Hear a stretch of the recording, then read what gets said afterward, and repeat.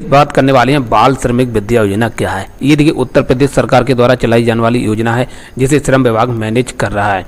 ये योजना देखिए उन बच्चों के लिए है जिनके के बीच में और वो पढ़ने नहीं जा पाते हैं किसी कारणवश या फिर कहीं दूसरी जगह मजदूरी करने जा रहे हैं और अपना घर का खर्चा चला रहे हैं। अगर आपको इस तरह के बच्चे देखने को मिले हैं तो जरूर उनका सहारा करें और इस योजना के बारे में उन्हें बताएं और वहाँ पे उनका रजिस्ट्रेशन करवाएं, जिससे कि अगर यहाँ पे रजिस्ट्रेशन करते हैं, अगर लड़का है तो देखिए यहाँ पे 1000 रुपये महीने दिए जाते हैं, अगर लड़की है तो देखिए 1200 रुपये प्रतिमाह दिए जाते हैं। इस योजना को देखिए 9 श्रेणी में रखा गया। प्रथम वरीयता उन्हें दी जाती है जिनके माता पिता की मृत्यु हो चुकी और बच्चे अनाथ हों, तो उन्हें यहाँ पे फर्स्ट श्रेणी में उन बच्चों को रखा है जिनके पिता की मृत्यु हो गई है और उसकी माँ विधवा हो चुकी है और बच्चा इधर उधर काम करने जाता है, तो उन्हें देखिए द्वितीय श्रेणी में रखा गया है।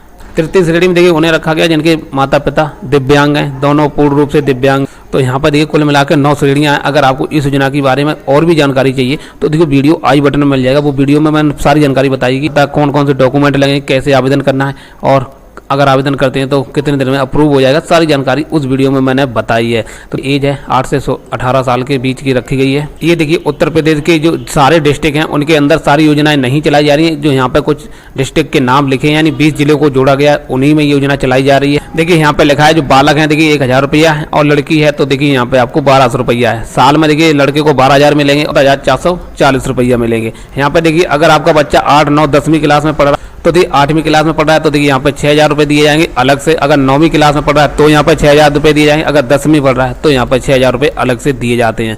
तो देखिए कैसे आवेदन करना है, तो इसके लिए आपको इसी वेबसाइट पे आ जाना और यहाँ पे आ जाने के बाद यहाँ पे लिखा ऑनलाइन आवेदन करें, तो इसी पर टिक कर देना है। अब देखिए यहाँ पे 2 ऑप्शन मिले, एक लाभार्थी के अभिभावक के द्वारा या फिर संदर्भकर्ता, या आप यहाँ पे देखिए लाभार्थी के देखिए पिता भी हो सकता है, माता भी हो सकती है, फिर भाई बहन भी हो सकते हैं। तो देखिए यहाँ पे फर्स्ट वाली पे ही टिक कर देना है और यहाँ पे आपको लाभार्थी का जो आवेदक है उनका नाम फिल करना है।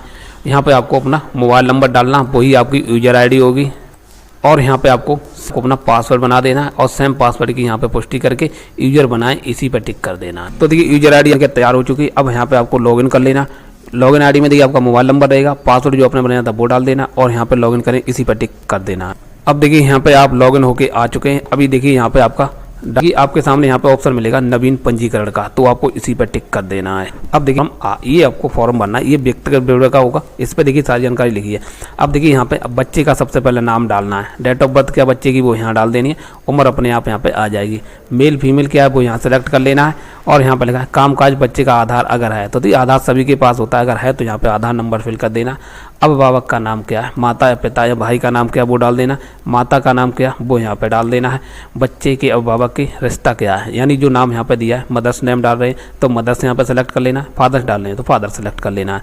अभिभावक पे फोटोग्राफ लगाना है, वो आपको यहाँ पे बच्चे का ही लगाना है। देखिए 100 MB से ज़्यादा नहीं होनी चाहिए, JPG फॉर्मेट में आपको लगा देना। उसके बाद थोड़ा नीचे आना, उसके बाद यहाँ पे अभिभावक की पहचान पत्र में देखिए आप माता का आधार देना चाहते हैं, पिता का आधार या फिर कोई अन्य है तो आप उनका। तो देखिए माता का नाम लिख रहे हैं तो माता का आधार सेलेक्ट करना है, अगर आप पिता का नाम लिख रहे हैं तो पिताजी का आधार सेलेक्ट कर लेना है। तो देखिए इनके पिताजी नहीं है तो लेना है। अब देखिए जो भी अभिभावक हैं उनका यहाँ पे आधार नंबर फिल कर देना है, एक मोबाइल नंबर यहाँ पे आपको डाल देना है और किस कैटेगरी से SC ST OBC वो यहाँ से सिलेक्ट कर लेना और उनका यहाँ पे आधार कार्ड आपको अपलोड कर देना। वाली बटन पर टिक करना है, उसके बाद जहाँ पर भी आपका आधार होगा वहाँ पे आपको सिलेक्ट कर लेना और आपका अपलोड हो जाएगा। अब यहाँ पे वो जरा एड्रेस यानी पत्राचार का पूरा पता आपको देना हो। सबसे पहले यहाँ पे अपना डिस्ट्रिक्ट सेलेक्ट कर लेना, आप ग्रामीण से या फिर शहरी से जो भी अपना सेलेक्ट कर लें। यहाँ पे आपको अपने ब्लॉक का नाम सेलेक्ट कर लेना है, आप ग्राम या पंचायत का नाम क्या वो सिलेक्ट कर लेना। शहर से आते हैं तो देखिए मोहल्ले का नाम सेलेक्ट कर लेना, नहीं तो यहाँ पे अपने गांव का नाम फिल कर देना। पुलिस स्टेशन क्या लगता है वो यहाँ पे आपको सिलेक्ट कर लेना। एरिया का पिन कोड क्या वो डाल देना है यहाँ पे। अगर आप शहरी एरिया जाते हैं मकान नंबर डाल सकते हैं, नहीं तो इसे छोड़ भी सकते हैं क्योंकि ये ऑप्शनल है। जो यहाँ पे स्टार लगा है ये तो कंपलसरी फिल करना है। देखिए परमानेंट एड्रेस प्रेजेंट एड्रेस दोनों सेम है तो आपको इस वाली बटन पर ही टिक कर देना है।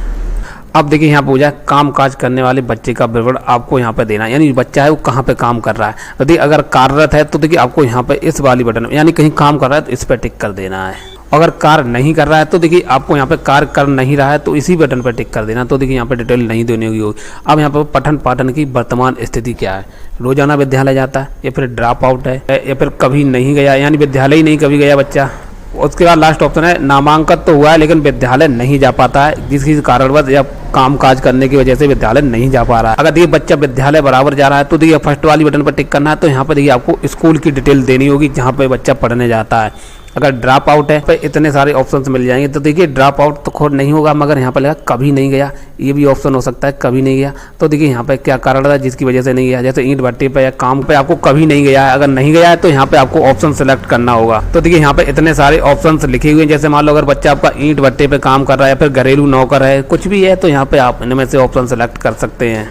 अब यहाँ पे ऑप्शन मतलब परिवार की अर्हता है, यानी कि इनमें से आपको एक ऑप्शन सेलेक्ट कर लेना। देखिए 9 स्तर हैं। इन पिता की मृत्यु होगी तो आपको पहली वाली बटन पर टिक करना है, पिता की मृत्यु हुई तो दूसरी वाली बटन पर टिक करना है, माता पिता दोनों स्थायी रूप से दिव्यांग हैं तो तीसरे पे करना है, अगर दोनों गंभीर रूप से ग्रसित हैं तो आपको चौथे पे करना है, स्थायी रूप से दिव्यांग हैं तो आपको यहाँ पर 5वें पे टिक करना है, या पिता गंभीर रूप से बीमार हैं तो आपको यहाँ पर 6ठे पे कर देना है, या फिर परिवार की महिला जो मुखिया हैं यानी विधवा लेडीज हैं तो आपको यहाँ पर 7वीं पे टिक करना है। अब यहाँ पे पूछ रहा है कि माता की मृत्यु हो चुकी है या फिर स्थायी रूप से दिव्यांग हैं या फिर रोग से ग्रसित हैं, तो यहाँ पे देखिए 8वें पे टिक करना है, या फिर आपके पास कतई जमीन नहीं है, भूमिहीन परिवार है, तो देखिए यहाँ पे 9 वाली पे टिक कर देना। तो देखिए यहाँ पे अपने हिसाब से जो भी आपका स्तर लगता है वो आपको यहाँ पे टिक कर देना है। देखिए यहाँ पे आपको बटनें मिल जाएंगी, यहाँ पे आपको किसी पे टिक कर देना है।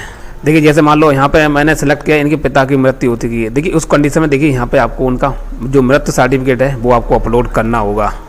अब देखिए यहाँ पूछा संदर्भकर्ता की जानकारी। देखिए इस चीज़ की जानकारी, इस योजना के बारे में जानकारी आपको किसने दी है। जैसे मान लो अगर आपको किसी संस्था के द्वारा इस जानकारी दी गई है या फिर आपको किसी व्यक्ति ने जानकारी दी है, उसका नाम फिल कर देना। संस्था के द्वारा जानकारी दी है तो देखिए उस संस्था का नाम डाल देना जिसने आपको जानकारी दी है, या फिर आपको किसी स्कूल के द्वारा मिली है तो आपको उस स्कूल का नाम यहाँ फिर डाल देना है।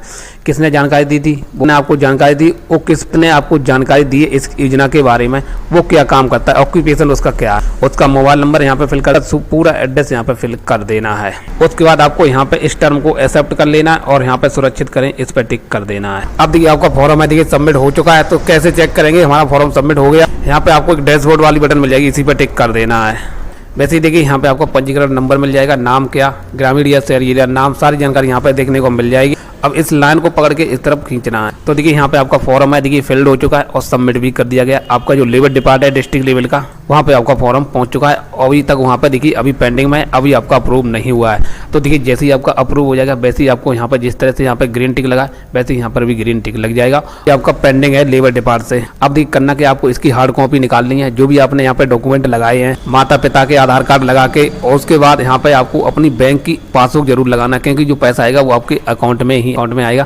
तो वहाँ पे जाके आपको लेबर डिपार्टमेंट में इसे जमा कर देना है। जैसे ही आप वहाँ पे जमा कर देते हैं, डिटेल को सबमिट कर देते हैं, उसके बाद आपका अप्रूव हो जाता है। जब अप्रूव हो जाएगा उसके बाद आपके महीने पे आपको, अगर लड़के हैं तो देखिए आपको यहाँ पे 1000 रुपये मिलेंगे, अगर आप लड़की हैं तो यहाँ पे 1200 रुपये आपको महीना आपके अकाउंट में आएंगे। आपको डाउनलोड करने के लिए यहाँ पे आपको लिखा है PDF डाउनलोड करें, इसी बटन पर टिक करके आपको PDF निकाल लेनी है। वीडियो में जानकारी पसंद आई, वीडियो को लाइक कर